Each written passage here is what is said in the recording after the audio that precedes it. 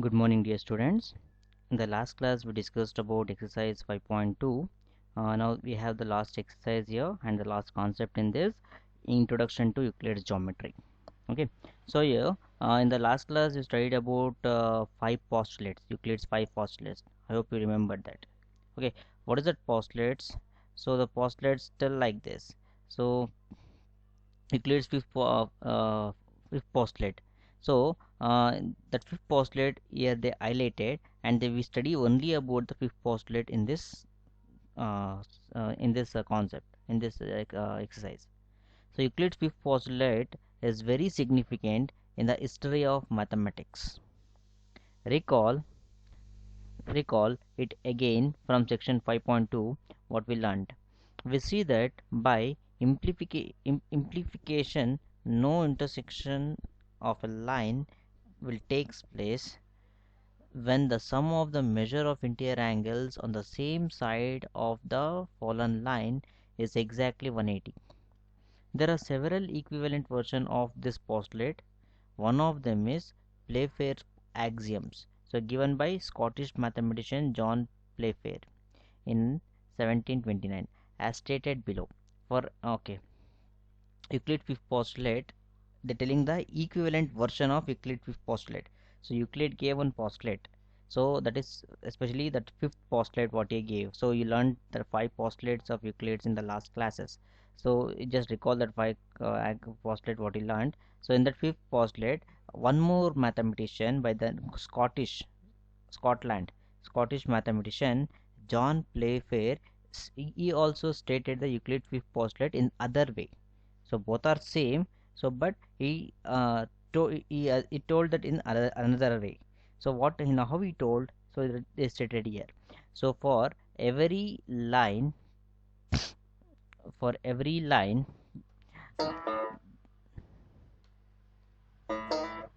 okay here, for every line L and for every point P not lying on L, there exists a unique line M passes through P and parallel to L. So from 5.1 for this one 5.11, so you can see that all the lines passing through the point P, only line M is missing parallel to L. This result can also be stated in the following form. So how, in the sense two distinct line in the sense two different lines, two different intersecting lines cannot be parallel to the same line. Okay, so here two different intersecting line cannot be parallel to the same line. So it is not parallel to the same line. This is the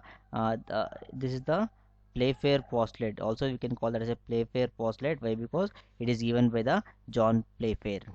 Okay, so in the classwork you write this. In the classwork you write equivalent version of Euclid's fifth postulate. Okay, so from here you write there are several equivalent version of Euclid fifth postulate. So from here you write, and also you write this a Playfair. Okay, so write this. So and also write this statement. Okay, this is the Euclid's fifth equivalent version of the Euclid's fifth postulate, that is Playfair postulates. Also this can be called as fifth Playfair postulate. Okay, so next, so we know that Euclid uses these postulates and axioms to solve the problems and everything. Okay, so here history telling that Euclid did not required his fifth postulate to prove his first 28 theorems. Many mathematicians, including him, were convinced that fifth postulate is actually a theorem that can be proved using just the first four postulates and other axioms.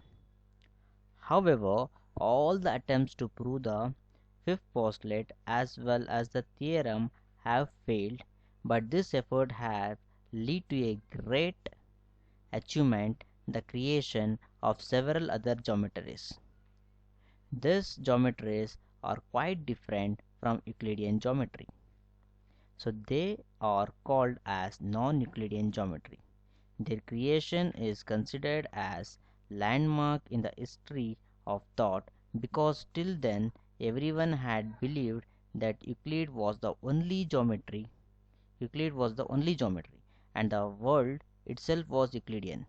Now the geometry of the universe was live in has been shown to be a non-Euclidean geometry. In fact, it is called a spherical geometry. In spherical geometry, lines are not straight, so they are parts of a great circle. The circle obtained by intersection of sphere and plane passing through the center of the sphere. So these are the history of the Euclidean geometry.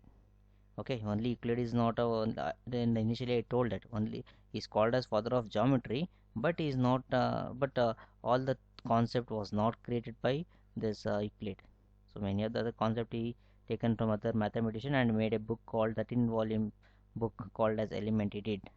So, but after that, after sometimes they considered that not only Euclid geometry is there, even you can consider some other thing also. So in the figure 5.12, the lines AN, AB, sorry, BN, which are the parts of a great circle of a sphere, are perpendicular to the same line AB, but they are meeting each other to the sum of the angles on the same side of the line, but is not less than two right angles. In fact, in fact, in uh, but they are meeting each other through the sum of the angles of the same side of the line, but is not less than two right angle. So it is in fact is 90 degree plus 90 degree is equal to 180 degree. Also note the sum of the angles of a triangle NAB. So here NAB is greater than 180 degree as angle A plus angle B is equal to 180 degree. So the Euclid geometry is valid only for the figures in the plane on the curved surface. On the curved surface it fails. Okay, this is the history of the Euclidean. So in this chapter is a mathematics, but you learn more theory in this chapter. Why? Because it is almost like a history of the geometry. Okay, and also you learned this the concept last year in the 8th grade also, right? Okay, so now we'll go for the exercise. You have only two problems in the exercise. You'll complete the two problems. So here the first question in the exercise 5.2 is how would you rewrite Euclid's fifth postulate so that it will be easier to understand? So they're telling that how you will rewrite this Euclid fifth postulate. Okay, so tell me how can you write this Euclid fifth postulate? So this very easy things here. When two lines were there, okay, when two non-intersecting lines were there, so then what happened on this line? I'll put one line like this. So here when I put a line on the two parallel lines, what happens? Here two or four interior angles are formed. So here this is one interior angle, this is one interior angle, this is one interior angle, and this is one interior angle. All the angles are not same. So this is different from the measurement is different from one another. But when you add these two interior angles, we'll give a name for this. This is A, this is B, this is C, and this is D. If we add A plus B, if we add A plus angle B, what you're going to get? If you add A plus angle A plus angle B, if you add that, what you're going to get? So you'll get the measurement which is less than 180 degree, right? And when you add the angle C and angle D, when you add that angle C plus angle D, so you'll get the measurement which is greater than 180 degree, isn't? Okay, which is measure greater than 180 degree. So here when here it is this angle is there, when you extend this line, which is greater than 180 degree side, so I'll extend this line which is greater than 180 degree side. So then what happens? See here, it will never meet. It's keep on moving, it never meet. But when you extend a line which measures lesser than 180 degree side, so at this side, So when you extend this at one side, this side, so it will meet at some point, isn't? No, you need to extend straight without bending.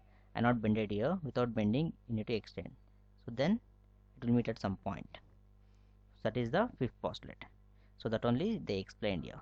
So you can state this as like this. So two lines.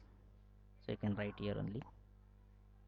If two lines intersect the third line, can you see? I hope you can see this. Okay, if two lines intersect the third line in such a way that the sum of the interior angles is less than 180 degree, then the two lines intersect each other. So this one, what I wrote now, the same. Okay, so next question in this is, so here, how does Euclid's fifth postulate imply the existence of parallel line? Explain. Okay, so how can we explain this? So here we can write the answer like this. So that is yes, Euclid's, you can write this answer.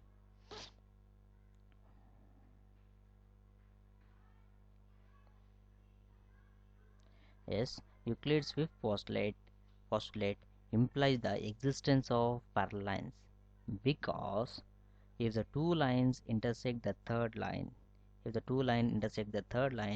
such a way that the sum of the interior angle is less than 180 degree, just now we proved that, so then the two lines intersect each other but the sum of the exterior angle is 180 degree, then the lines do not intersect. When lines do not intersect, then it is parallel. See here, what they're telling, you can take this example only.